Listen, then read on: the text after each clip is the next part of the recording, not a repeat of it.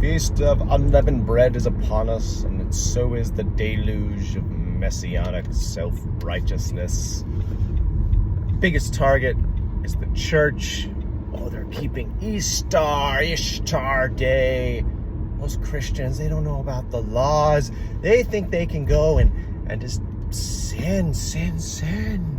And when I wanted to keep the Sabbath and the feast days, they kick me out of their church. I've never met any Christian like this.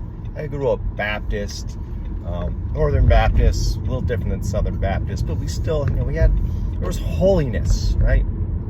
Maybe it wasn't on target with the Torah, but a lot of it was, right? There was some extra stuff like, Nate, keep your shirt tucked in. Don't have your hair over your ears. Oops, it's long now. Stuff like that. But there was a lot of talk of living set apart lives.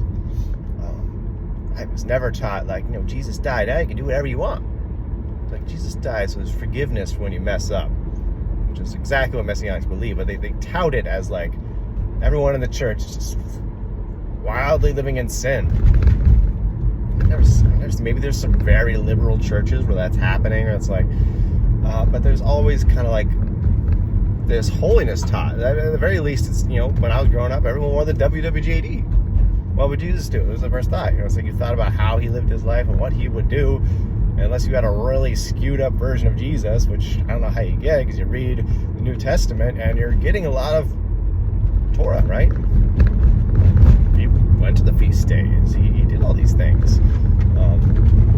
But the big things, he was loving, right? And that's where, when you went too far into Torah, into the Talmud region, you lost the love, right? You lost the point of the Torah. And that's one thing the church does really good is being loving. Sometimes a little loving and accepting, but, like when I go to Bible study with just Christians, like we'll get into arguments sometimes, but at the end of the day, they're like, Nate understands that he's saved by grace, and they kind of understand, like, there's a law, it kind of has to be a law. There had to be a law before the flood for, sin, transgression of the law. It had to be judgment. You can't judge based on, instructions they didn't have. What those were, that's the argument, right? But everyone understands there's a standard by which they should be living. Maybe I don't eat pork and they do. That matters. I think it does matter to God, but there are bigger fish to fry in his mind, right? Bigger issues.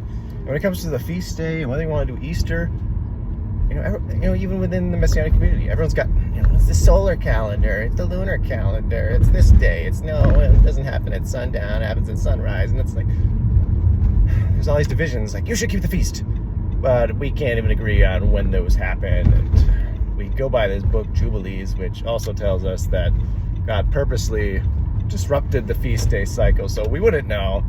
It's all in memorial, folks. You can't do it practically. There's no temple. It's all in memorandum. So Easter, what is it? Memorandum of Jesus's death, resurrection. If you're not a jerk, they might even start listening to you. They might even start listening to you about this Feast of Unleavened Bread Day. They might get some of that symbolism too. Might get some of that deeper knowledge. But stop walking around touting your self-righteousness. Stop, like God says, fast. Don't let anyone know it. When you're keeping the feast days, don't make a big show of it. Just stop it. Stop being ridiculous. You're creating these walls. You're thinking they're throwing you out of the church. You have to say that to justify why you left and why you're abandoning these people. Yes, you abandoned them. They didn't abandon you. I know. I'm on to you.